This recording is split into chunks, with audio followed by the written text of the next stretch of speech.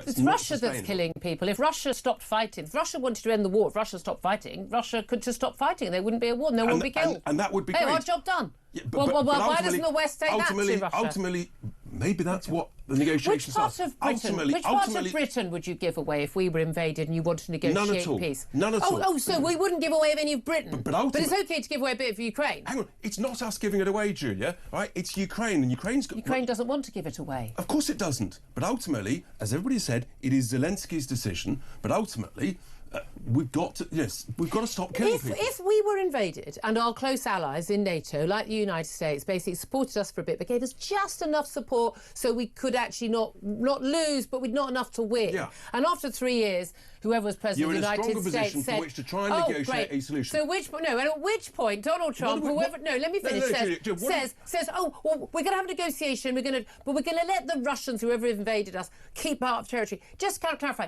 just how much of British territory would you be willing to give away in those negotiations? On Northern Ireland, chap. Ultimately, in Northern Ireland, there was a negotiation to stop the killing. It involved horrendous compromises that lots of people didn't want to make. We didn't give away territory. We stopped killing people. We didn't give away territory.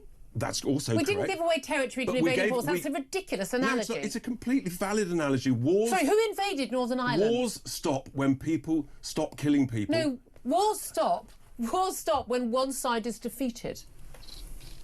Look. Sorry, have you heard of the Second World War? Yes. Did we negotiate the ending of the Second World War? Have you heard of there are lots of other wars where ultimately people negotiate a peace. Otherwise, you just carry on. How long are we going to carry on with this? Falklands. Yeah, Falklands we won. Oh, yeah. We didn't just negotiate with Argentina and give them some of the Falklands. No, but there's plenty Why not? of other... Why not? That would have stopped the war, Richard. Why not?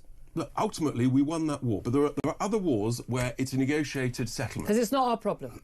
Except it will be our problem when Vladimir Putin thinks he can take any territory of any country in Europe that he darn well pleases. And that's why the negotiation is about what is the strength of what is put in place to stop him going any further. That's why I've always said... What's going to stop him going any further? We've just said you can take Crimea, you can take the Donbass. That's the whole point of the negotiation.